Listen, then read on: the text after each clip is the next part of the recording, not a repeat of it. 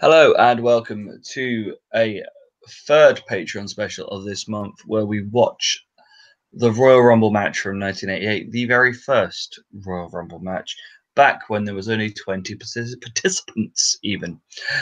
And to do the watch along with me is Mr. Billy Johnson. How the devil are we, sir, on this fine Thursday evening? I'm very good, sir. I'm very tired and jaded, but I'm looking forward to this 88 watch along. Yay!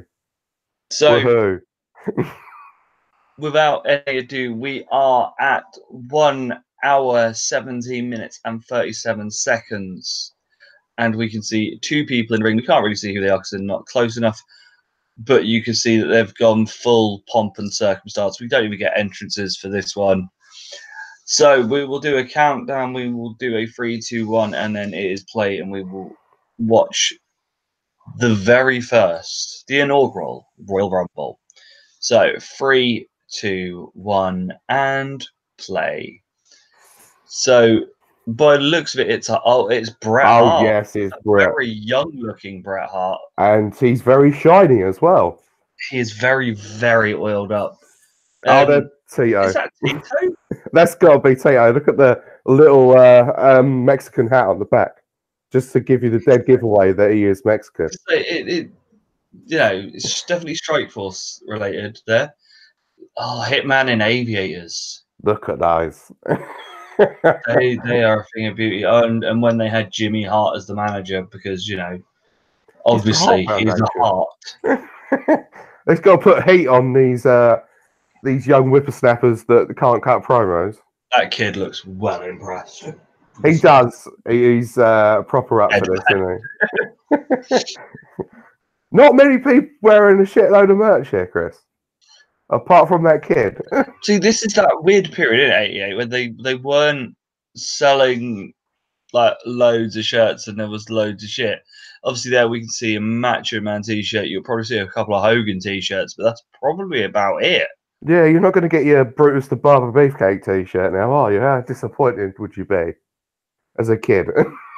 Yeah, just imagine, you open up your birthday present and you find a Brutus the Barber's Beefcake t-shirt, or even worse, the Brutus Wrestling Buddy. Oh, I've got a wrestling buddy. Have I got Hogan? Have I got Warrior? Have I got Macho King? Have I even got the $1 Million Man? No, I got a fucking Brutus. Well, you can just feed him to the dog. So we start out with Bret going to town on him with some vicious punches and headbutts. It's quite annoying that they didn't sort of have a 1 and 2 entrance sort of thing on here. I'm going to say because Bret looked like he got announced first, he can be number 1 on the very first Royal Rumble. Well, wasn't this like old originally supposed to be a glorified house show to begin with? But then it got put on telly as a TV special because it's not a pay-per-view; it's a TV special. Yes. To go against the first Clash. Right. Okay. Yeah, I was thinking it was actually the Buckhouse Stampede, but you're probably right because you've watched a lot more NWA, WCW. Pay-per-views that wouldn't have been the Clash; it would have been the Stampede. Actually, yeah. Because this was like the time they were all trying to fuck one another over, weren't they? Yeah, because WCW put the Clash on at WrestleMania 4. They did, yeah. Because they were like, oh, we'll just air a free show with Flair versus Sting as our main event on the same day that you're showing Mania. It's just a big fuck you for what happened at Starrcade as well. Yeah. And, that's pro wrestling. It's dodgy world. It's business. What do you expect? Yeah, back in the day when there was actually competition and sort of a dark side. Oh, we get an on-screen counter. I didn't think we would get any of this. I thought we'd probably just get, Mike McCurrick like the number 3. So who drew number 3? It's that Butch Reed. That's got to be the natural Butch Reed. He looks coked up. He's ready for it. All you see is the back of his head. Oh, Tito hitting that big forearm. Yes, that is Coke Monster himself, Butch Reed. Come on, Butch. Oh, putting off the awesome hairstyle of blonde hair on a black man always works well. the Xavier Xavier. That's the one, Chris. Though he's not going full as Abiel or Abel because he's not got the goatee to go with it. No, obviously Wesley Snipes stole this look off him, and if there isn't anything we will bring up in this 88 wrestling special is cliche late 90s, early 2000 football references. Unfortunately, there will be a few of them. So, I suppose I always forget that Butch Reed did a stint in the Fed because obviously I remember him mostly for his work in Doom. Yes. But I always forget I remember him being a babyface in WCW for a period. And then I know he disappeared for a bit, came back, and it was Doom. Clearly, when he disappeared, he went to the Fed. Yeah, he got that big payday, Chris, like everyone else did back in the early 80s. See, I thought he'd just basically gone to like Florida or something and was doing some regional shit. No, I do vaguely remember him being in the Fed. Oh, number 4. We didn't even get a countdown for this, but that is definitely Jim the Anvil. Oh, you can tell. Brett nearly goes as the first person out of a Rumble. It's good to see the Anvil here with that awesome beard. He does. He is the influence behind me growing my massive beard. It has to be said, because for many years as a child, I always just wanted to be able to stroke a beard in that way that he does. I love how Butch Reed is trying to help the Anvil here, doing a move that the Hearts would do as standard. He's just got to try and get in. More awkward. He's just got to try his best to get in, and yeah, we're such a team. And then he's going to turn on him, surely. Oh, he's not going to turn on him. He doesn't have that in him. Oh, come on, Butch! For fuck's sake! That's all I wanted was a little turn. I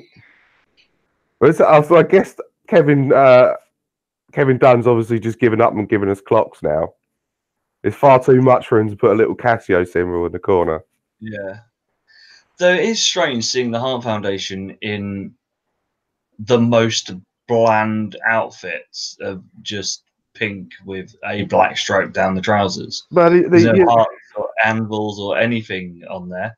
But these boys got to pay for their own outfits, isn't they? They ain't exactly. That point, yeah. You're not exactly making big money at this time, and what big money they are making. Oh, Jake the Snake is out. Here we go. Business has picked up. Again, another one that has really basic stuff. Butch Reed is gone. There's your trivia fact for Lads, Butch. Who is the first person to ever be eliminated from a Royal Rumble? Butch Reed. No, I would just assume like the guys were more interested in blowing their money on coke than having good gear. Definitely, Jake's definitely spending a lot of his income on coke and probably hookers at this point. More than likely, yes. Yeah, if Beyond the Mat has taught us anything, we know that he was a dirty, dirty bastard. Yes, he did enjoy his drugs. He was. That's for certain. I'd like to see that, the baby faces are now whipped up the crowd into a frenzy, and they're just for the hope spot, and now the Anvil's knocked him down, and they're getting the heat again. This is a period of the Hart Foundation I love, is heel Hart Foundation. Because they were even when they were babyface, they didn't change how they wrestled, but they worked so well as the heel team. Oh, the King Harley Race. Look at that hair. He's missing his Lemmy though, which upsets me slightly. I like this hairstyle. I like the hairstyle, but I expect you're still rocking the Lemmy tash. Well, I think he's trying to move away from being Harley, isn't he, and more like the King character more than anything. Yeah. That's why he's gone with the big fuzzy fro with the blonde in it. Good look for him, but grizzled vet Harley Race obviously wins every time. But it has to be said, you look at Harley Race and you go, that was what it was acceptable as a wrestler in the 70s and 80s. If someone turned up looking like that now on a wrestling show, you'd be like, what the fuck is that? Mate, Twitter would have a meltdown. Slob gets in wrestling ring. Well, it's like the boys that these days don't even fucking do what these boys did back in the day. It's like they were partying hard on the road.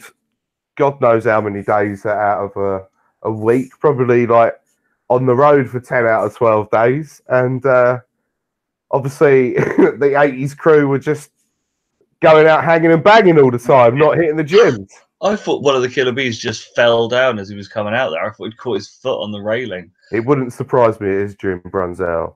I was gonna say, I couldn't tell you which one of the Killer Bees it is. I just know it's one of the Killer Bees. I'm slightly disappointed he didn't come out with his mask on. I know those boys have lost the mask by now, haven't they? I thought they still just put them on for like entrances and finishing move spots. Oh, I thought the gimmick was that they had forced to wear the mask for some reason, but I can never remember. They are one of these that were opening match fodder on a video of a pay-per-view of this period. Because you got to remember, 1988, I was 4. I wasn't watching this live.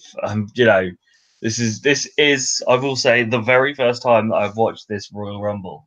I have never seen the 88 Rumble before. The earliest Rumble I'd watched was 90, because that was around the period where I first started watching it. Yeah, same here, mate. So yeah, this one and 89, I have never actually seen the Rumble matches. Well, I actually picked up the 89 Rumble on VHS off of a market stall many eons ago for like 50p, and it's terrible. But I'd never seen this one either. So yeah, oh, is that the Root? No, it's not the Rooster. That's Sam Houston. Ah, that's got to be Sam Houston. Yes, it is. Yeah. He looks so WCW. He does. He looks so out of place in this World Wrestling Federation in '88. He's so Jim Crockett Promotions. Massive mullet, bandana around his neck, cowboy boots on. He'd definitely be a Jim Barnett favourite. Let's put it like that. I just expect it to come out with like a fucking silver cowboy boot statue going, look, I want a Buckhouse Stampede. I'm sure they would have given him a horse, but then someone told Vince, no, don't give him a horse. It's Sam Houston. It's not going to work. No offense, Sam.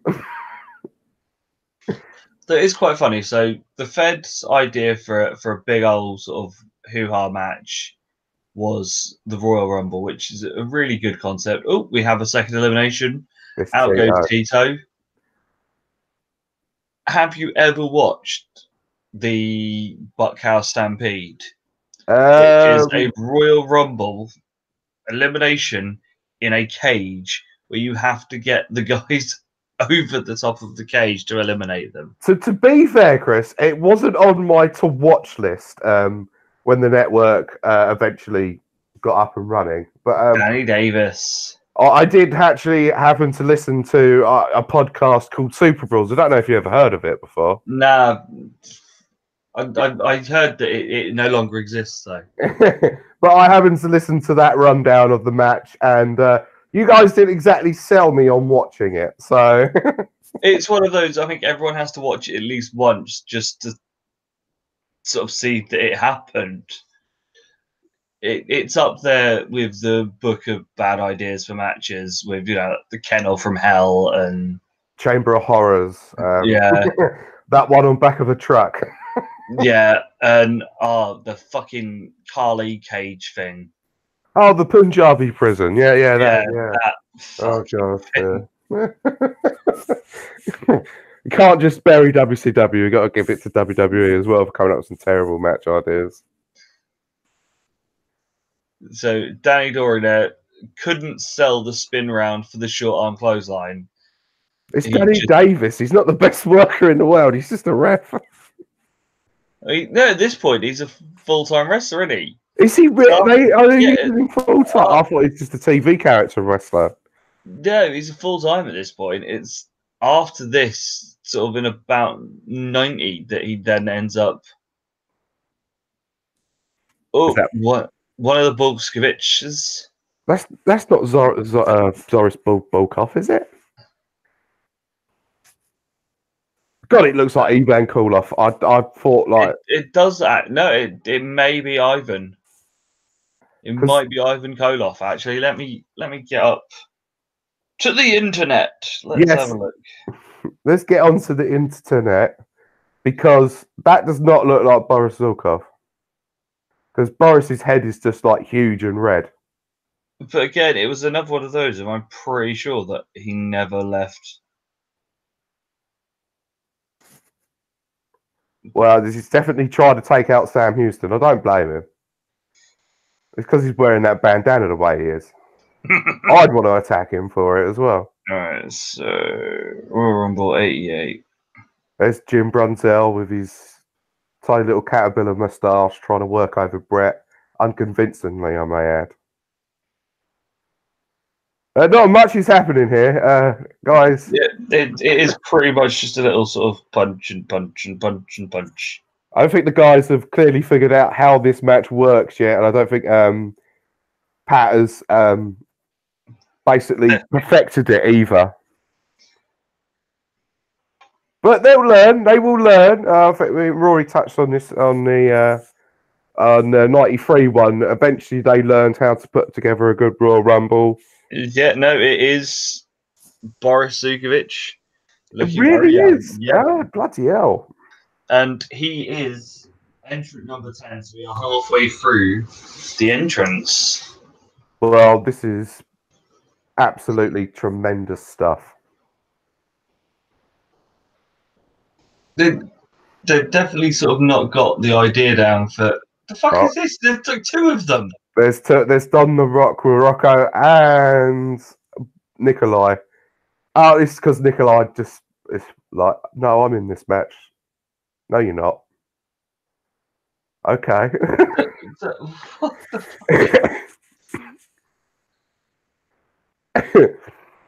Nikolai just came out too early. So if you put the Bolsheviks in,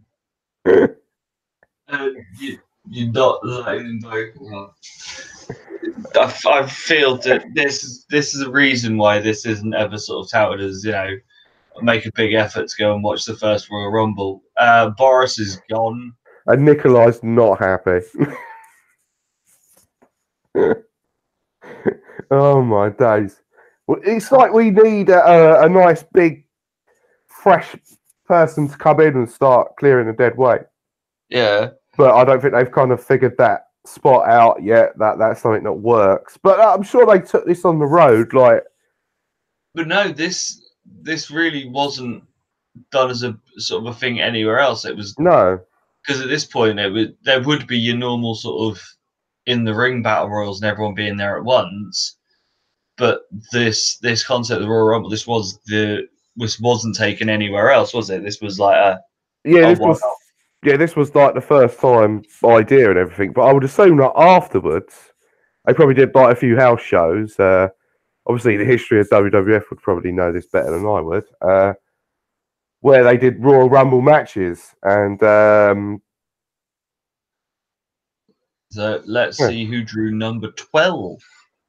Completely forgot to make my point then, but I'm off sleep.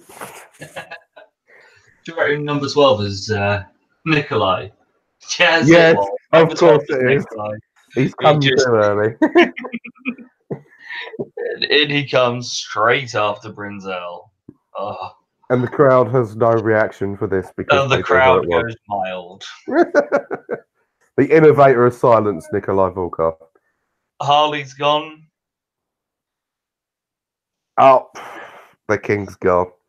What a shame. We get a few sort of eliminations, but it's not like where we get these days where someone comes in, gets a few out, or even sort of comes in and smashes a few people about. It's all a bit bland and a bit safe, really. It's sort of, you're getting a few bits where people are double teaming and moving around a bit, but it's like Danny Davis clearly would have been like the spot of he's in there for 20 seconds or so, and then Jake the Snake would get rid of him.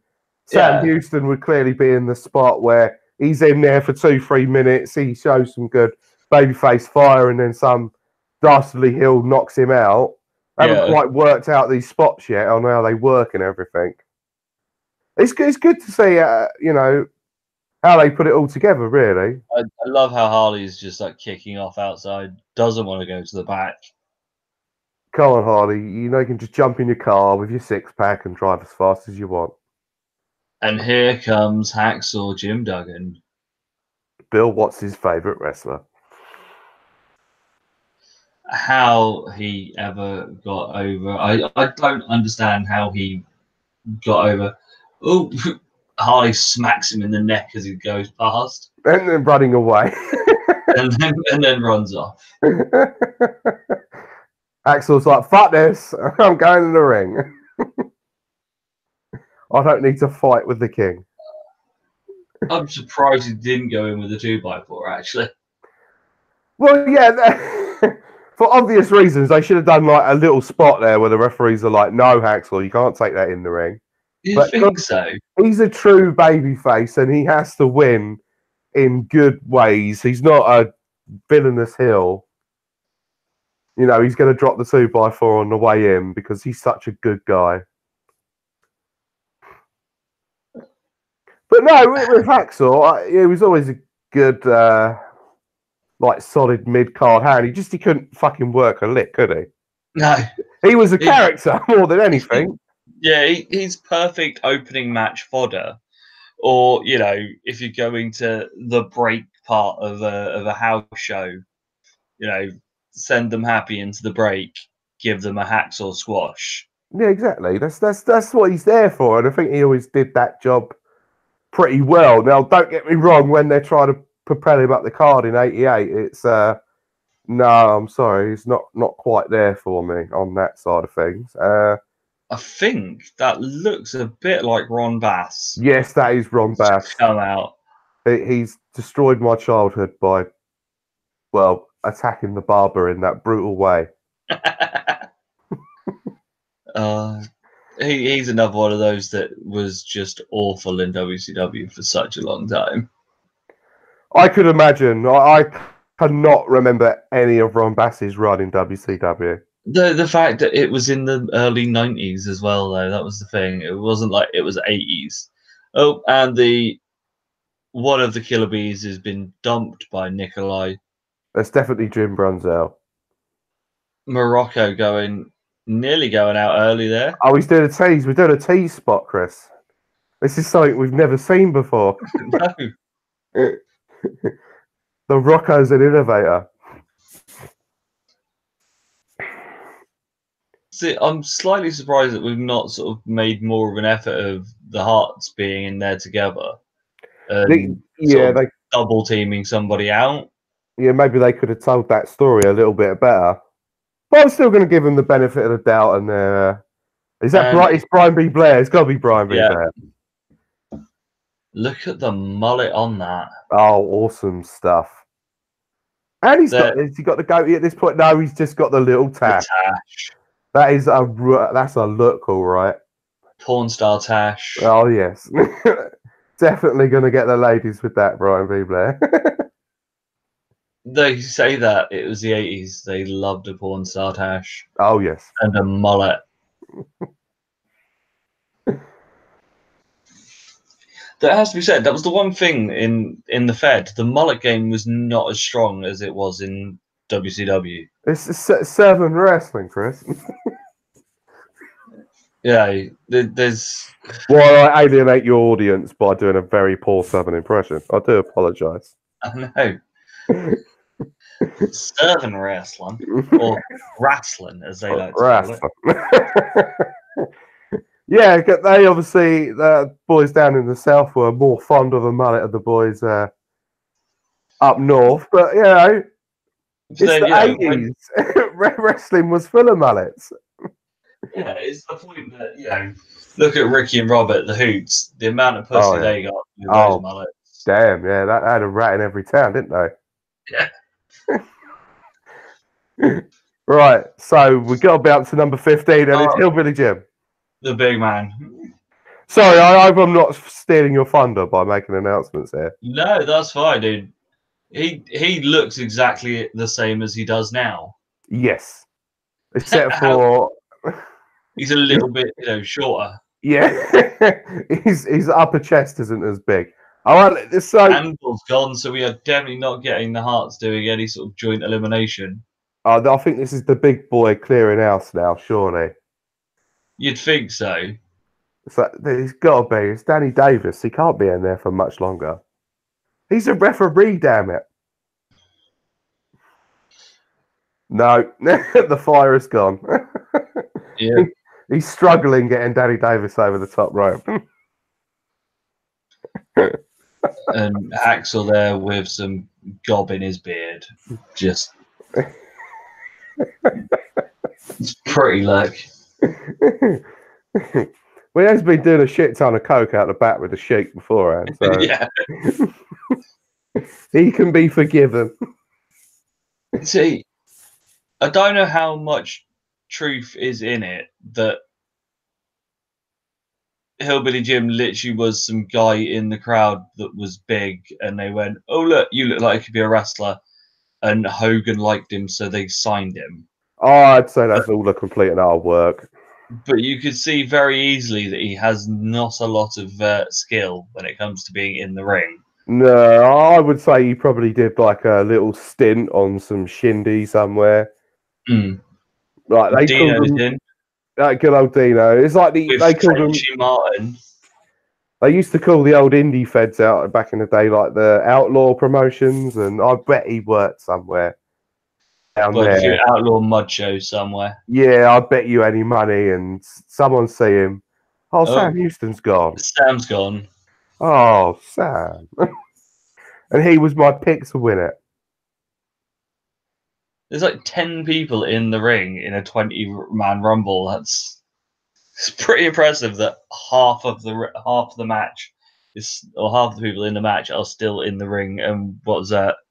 Yeah, so number 16 was Dino Bravo. Oh no, 17 is Dino Bravo. So we've got 3 more people to come into the match. Now I just got to wonder who those 3 people will be. Well, you got to try and think. Obviously, this wasn't the main talent of the. No, there's gonna be no Hogan, no no. Macho Man. I'm hoping for some obscure, like, oh, hello. Oh, fuck me, the Warrior's coming out. I did not expect to see him. I always thought it was going to be like Lord Littlebrock or something like that. If the Warrior doesn't put out at least 2 or 3 people, I'm going to be disappointed. Because he is the guy that should be just lobbing people out for fun. Oh, Brett's gone. Oh, Brett is gone. The Iron Man of this match is gone. Oh, that's a shame. Yeah, it could have only been for the final 4, but again, they don't know what they've got. Yeah, no, I don't think they realise what they have with Brett until about another year or so later. Because they do try to start at 4, but then it all goes back to him being with the Anvil again. Mm. So Warriors Fire has finished. As Bravo's in. Oh, hello. Oh, look, it's the latest member of the FBI. It's that Italian Chicago native himself. The one-man gang, or also known as, the most flyest man in Africa. Yes, the Akeem, the American Dream. Oh, this brings back memories. It's to say that's one of those gimmicks of like my childhood that I remember quite clearly, and at the time didn't know that it was that bad. I just thought it was funny that this big lad was dancing special and like, look at him in his yellow suit. Yeah, no, I never really thought of much of it, like if it was racist at all or anything like that. Wasn't until I got to about 14 that I was going back watching old wrestling tapes. I was like, Oh, that's a bit offensive, actually. It's a big white man, and they're calling him the African Dream. One Man Gang has dumped out Brian B. Blair and Jake the Snake. That's the big spot right there. But I'm shocked that Danny Davis is still in this thing. And how is he overpowering the Warrior? Don't ask me. Oh, there he is. JYD on his way out. Another man that's got coke in his tash and is ready to fight. That is it. That is everyone now in this match. So we have One Man Gang, Duggan, Nikolai, Morocco, JYD, Hillbilly Jim, the Warrior. Who else in there? Oh, Ron Bass and Danny Davis. There you go. What a rogue, a gallery's rogue of, well, whatever you want to call them. So all of 88's top talent were in this match. So they really sort of pushed the boat out, didn't they, with this? Oh, Nikolai's gone. Duggan, he worked out how to eliminate someone. Well done, Hacksaw. Why does it need two of them to beat down Danny Davis? He's a referee, damn it. I'm just going to keep going back to that point. I say this would have been a match I would have enjoyed seeing, One Man Gang versus Ultimate Warrior. Now, I know Gang might not have wanted to do the job at this point, or blah, whatever, blah, blah, blah. But then, you could always do a smarmy finish with Gang, and he's always quite happy to, Oh, yeah. I would have just liked to have seen it in a high-profile TV match of some kind. Oh, and there goes Danny Davis. He's finally gone. Got out by the 3-point stance.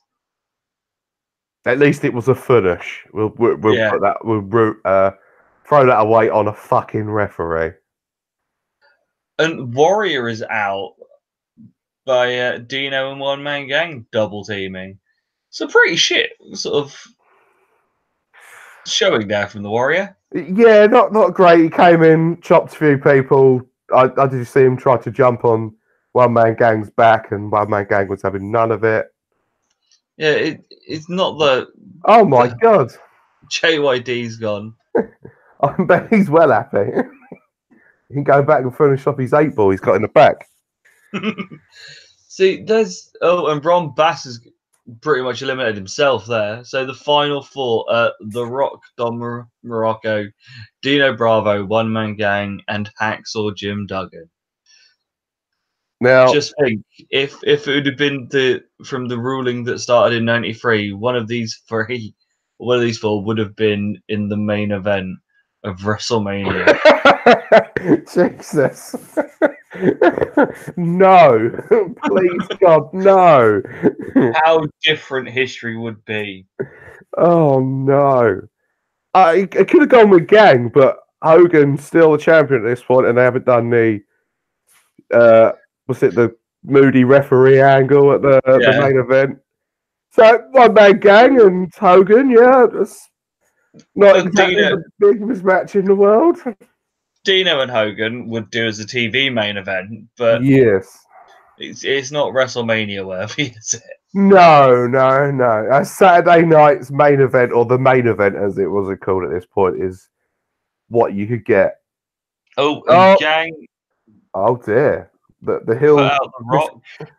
It was miscommunication spot, and Bravo's like, I'm going fucking over.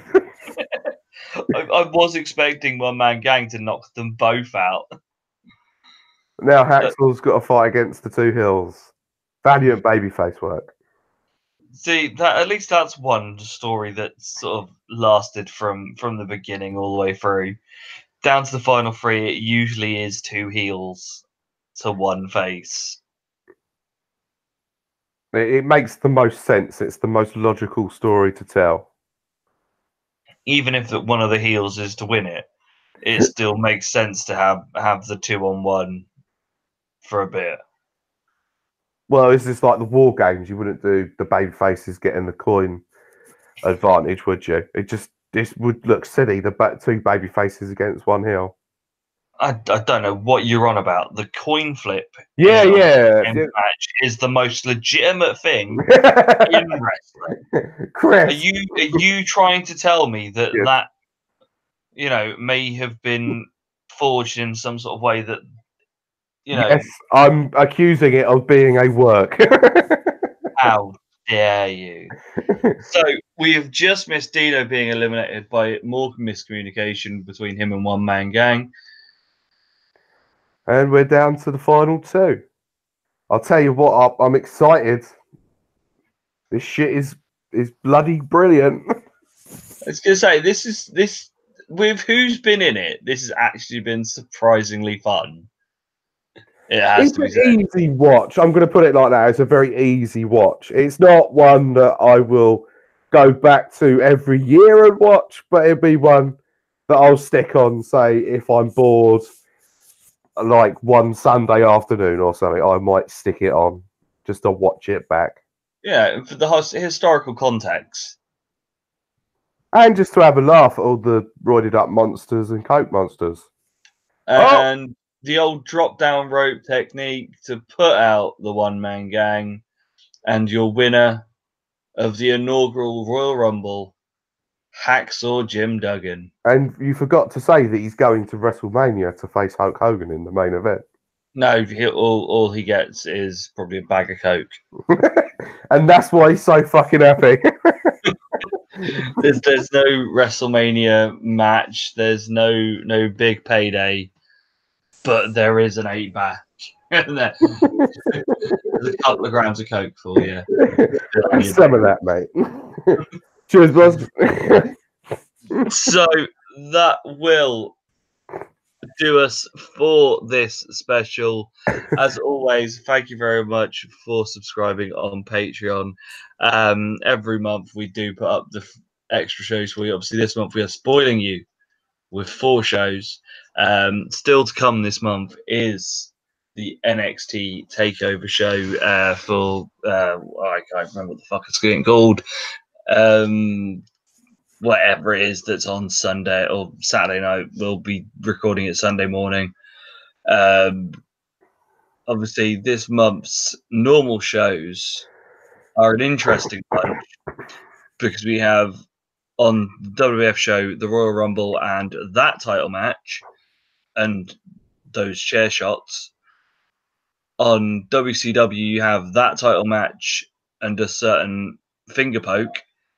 And on ECW, you have a pay-per-view where the following week's TV title match was better than it. And actually a quite interesting debate on the pay-per-view, and a bit of disagreements between me and yourself on how much we rated it and how much we liked it. Yes, divided opinion the entire show. So definitely go check it out. So they will be up soon. Obviously, as always, thank you for putting your hands in your pockets. And obviously, we give you this extra content for that. Billy, do you have anything that you'd like to share with the group before we let you go? Yes, you can follow me on the Twitter if you really want to. I'm at Billy_J83. Yeah, that's me, and I do some Brit Rest Review, which is British wrestling results. That's on the Twitter. You can find it on the Twitter. It's at Brit Rest Review. Shockingly, How simple and how on point your branding is. of course. I am taking a little bit of time off, so there won't be any new show and tells for a little while. There will be at least one at the beginning of February because that will be the second birthday episode. But yeah, show and tell is on a little bit of a mini hiatus. And I will be on hiatus as of next month. I won't be on any of the shows next month, which is quite unusual because, I've been a stalwart for a while now. But yeah, I need a little bit of R&R. So next month, ECW is being hosted by Eric. So it'll be quite nice to hear that and see a different person's take on it. So until the NXT Takeover special this weekend, thank you very much and goodbye.